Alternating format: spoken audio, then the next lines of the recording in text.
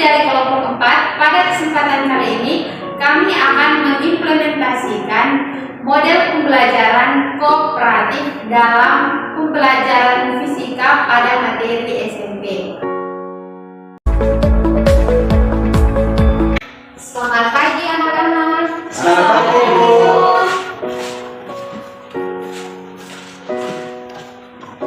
Baik, sebelum kita mulai pelajaran kita pada hari ini, Ibu minta kesediaan satu orang untuk memimpin kita dalam doa. Ayo, Baik, ya, Gus. mari kita doa bersama. Terus selesai. Baik, terima kasih Ibu sudah memimpin kita di dalam doa. Nah, sebelumnya Ibu mau tanya dulu, apa kabar semuanya hari ini? Baik, Bu. Baik, luar biasa ya, semuanya mukanya berseri dan semangat sekali. Nah, kita cek hadiran dulu untuk pertemuan kita hari ini. Kelas ini siapa yang tidak hadir? Semua hadir, Bu. Baik, luar biasa ya, kelas ini memiliki semangat yang sangat bagus.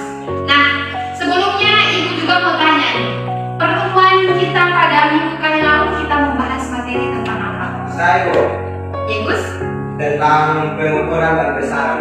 Ya, baik, tolong jelaskan ukuran dan besaran itu seperti apa? Pengukuran yaitu penentuan besaran, dimensi atau kapasitas. Biasanya terdapat suatu standar atau satuan ukur. Kalau besaran? Kalau besaran itu, Ibu, sesuatu yang diukur serta dapat dinyatakan dengan angka dan satuan. Baik, terima kasih sangat bagus ya, Gus. Masih mengingat materi kita kali lalu, gambarannya seperti apa. Untuk yang lain, ada yang mau menambahkan juga? Masih, Bu. Baik, terima kasih ya. Ternyata semua masih mengingat materi kita kali lalu. Nah, pada hari ini kita akan masuk pada materi kita yang baru seperti yang sudah Ibu kirimkan semalam di grup kelas, itu tentang hukum Archimedes. Nah, hukum Archimedes ini anak-anak perlu mengetahuinya karena di dalam kehidupan kita sehari-hari kita menemukan penerapannya itu banyak sekali. Ada beberapa yang nanti akan kita bahas. Untuk itu, tujuan kita belajar hukum Archimedes pada hari ini yaitu supaya anak-anak bisa mengetahui konsep dari hukum Archimedes itu sendiri, terus mengetahui bentuk rumus dari hukum Archimedes untuk diterangkan dalam soal-soal, dan mengetahui juga seperti apa penerapan hukum Archimedes dalam kehidupan sehari-hari. Bagaimana, sudah jelas? Sudah, Bu. Nah, sekarang PowerPoint-nya itu sudah Ibu tampilkan. Nah, untuk yang di belakang bisa melihatnya secara jelas. Bisa, Bu. Baik.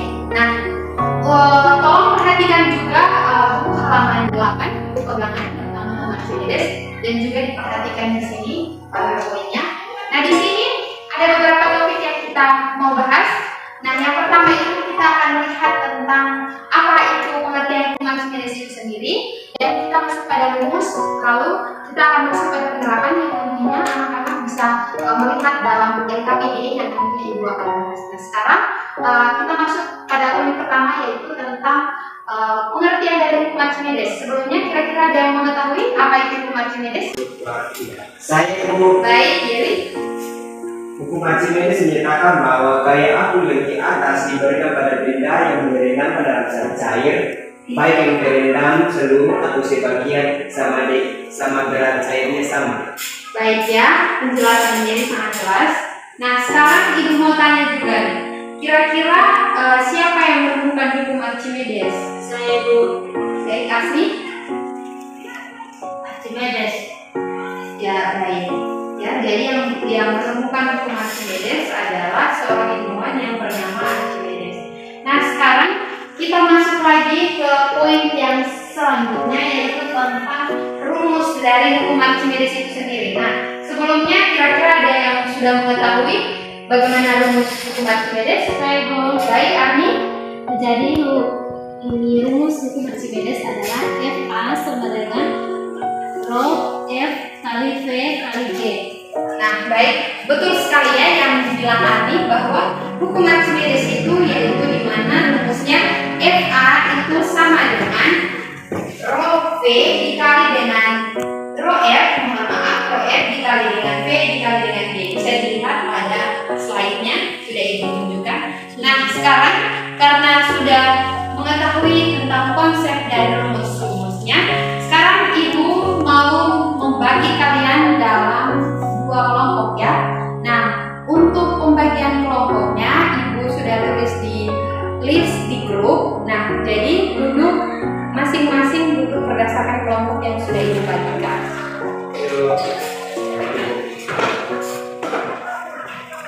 Nah, ini LKPD yang akan masing-masing kelompok kerjakan. Baik. Nah, dari situ nanti masing-masing kelompok mempercayakan satu temannya untuk masuk dalam kelompok ahli. Nah, nanti kelompok ahli ini baru Ibu jelaskan bimbingannya terkait apa yang harus dilakukan untuk nantinya kembali lagi ke kelompok asal yang saat ini kita bentuk ya. Bagaimana? Paham? Baik. Nah, jadi Ibu harapkan untuk semua kelompok untuk menjalin komunikasi yang baik supaya kalian bisa mengerjakan dan memahami LKPD itu secara baik dan nanti akan dipresentasikan. Bagaimana? Paham? Baik. Silakan mengerjakan LKPD-nya. Untuk kelompok asal silakan pindah.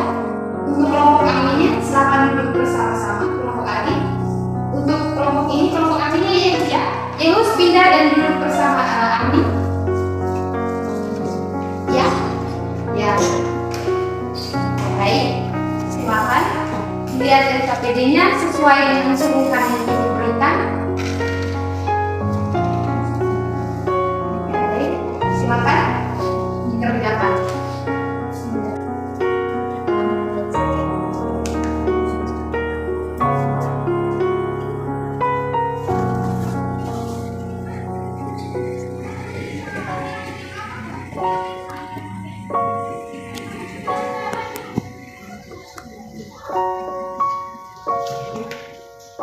Ada yang mau ditanyakan? Ada Ibu.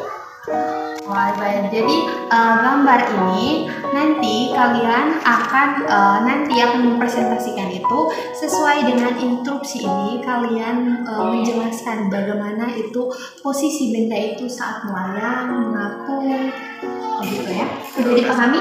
Sudah. Baik. Untuk ini ada yang mau ditanyakan terkait? Tidak ada Ibu. Oke, baik. Berarti sudah dipahami ya. Ya Ibu. Baik, untuk itu mungkin sudah dipahami terkait perintah dan sudah saling komunikasi untuk menjelaskan yang nantinya. Mungkin dari kelompok silakan kembali ke kelompok asal. Baik, silakan kembali ke kelompok asal. Ya. Ya, baik.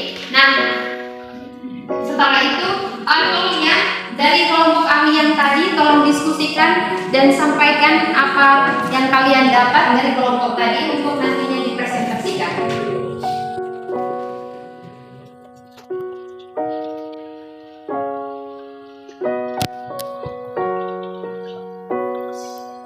Sudah Ibu. Sudah Ibu. Oke, baik ya. Baik, semuanya sudah ya. Nah, jadi sekarang kita mulai dari kelompok yang akan mempresentasikan LKPD yang pertama untuk maju ke depan dan mempresentasikan ceritanya.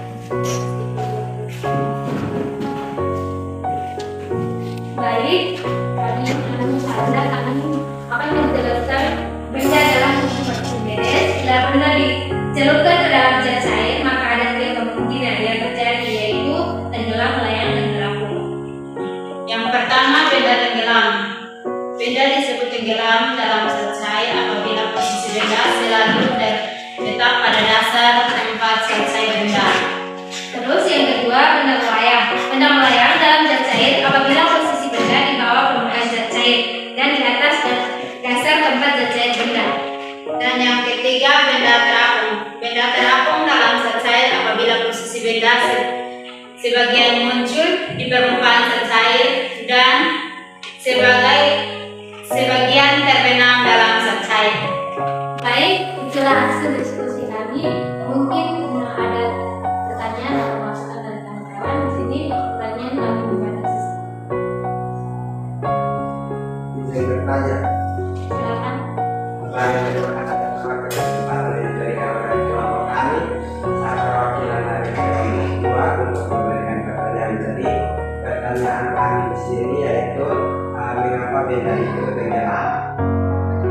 Terima kasih atas pertanyaan dari Gaius. Kami minta waktunya 1 menit untuk mendiskusikan pertanyaan dari kami.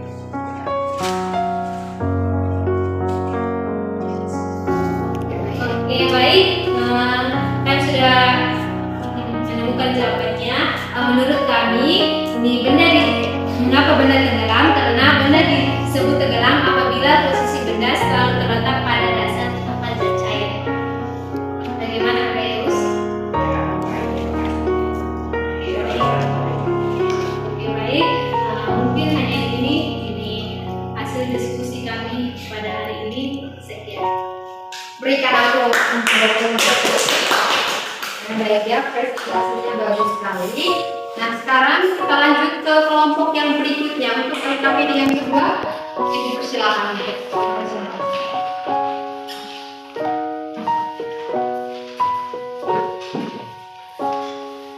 Baik, terima kasih atas waktu dan kesempatan yang diberikan kepada kami.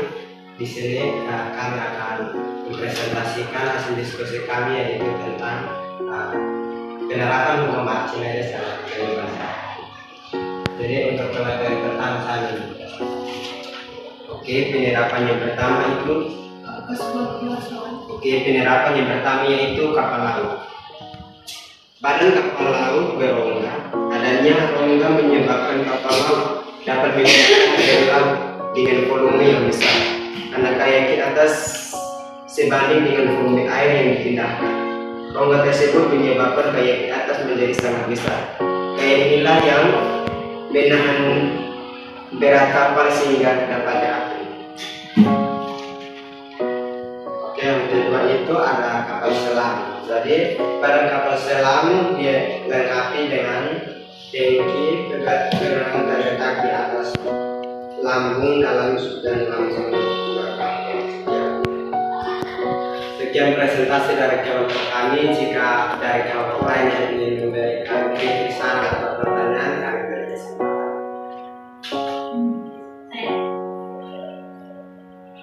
Baik, terima kasih sudah memberikan. Di sini saya mau bertanya, apakah dari aplikasi Archimedes itu hanya 2 yang disebutkan saja atau mungkin masih ada yang lain? Oke, baik, terima kasih. Pertanyaannya kami menjawab beberapa ini.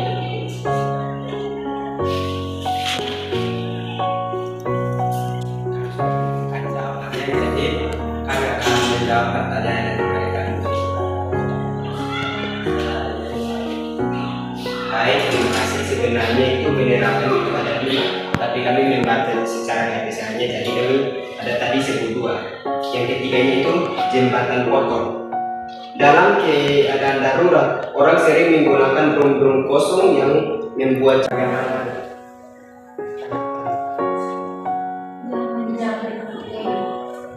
Sekian presentasi dari kelompok kami. Terima kasih.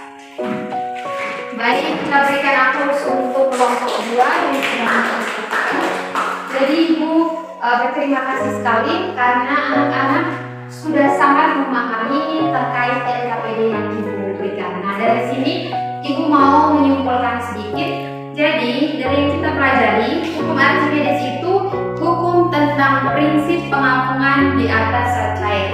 Nah, itu ada rumusnya, yaitu FA sama dengan rho F dikali dengan V dikali dengan G. Nah, hukum Archimedes ini diterapkan dalam kehidupan sehari-hari pada kapal selam, jembatan potong, hidrometer, dan lain sebagainya yang tadi anak-anak sudah mempresentasikan. Nah, kita beri aplaus sekali lagi untuk semuanya yang sudah semuanya bagus sekali presentasi hari ini. Sebelum kita mengakhiri pertemuan kita pada hari ini, Ibu sudah mengirimkan tugas individu untuk dikerjakan dan dikumpulkan pada minggu depan. Tolong diperhatikan, tugasnya Ibu minta sudah ada di atas meja sebelum Ibu masuk. Sudah paham? Sudah, Ibu. Baik, sudah ya. Kalau sudah paham, sebelum kita akhiri, tentu Ibu minta lagi kesediaan 1 orang untuk memimpin kita dalam doa.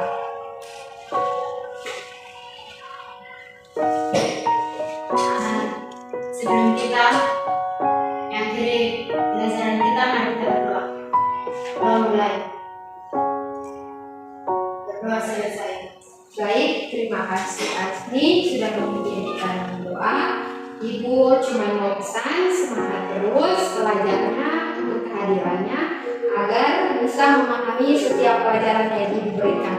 Untuk pertemuan ke depan, tolong pelajari materi tentang fluida statis ya, nanti akan kita pelajari bersama minggu depan. Baik, terima kasih untuk perhatiannya anak-anak semuanya. Sampai ketemu di pertemuan selanjutnya minggu depan. Selamat siang. Terima kasih Bu. Terima kasih.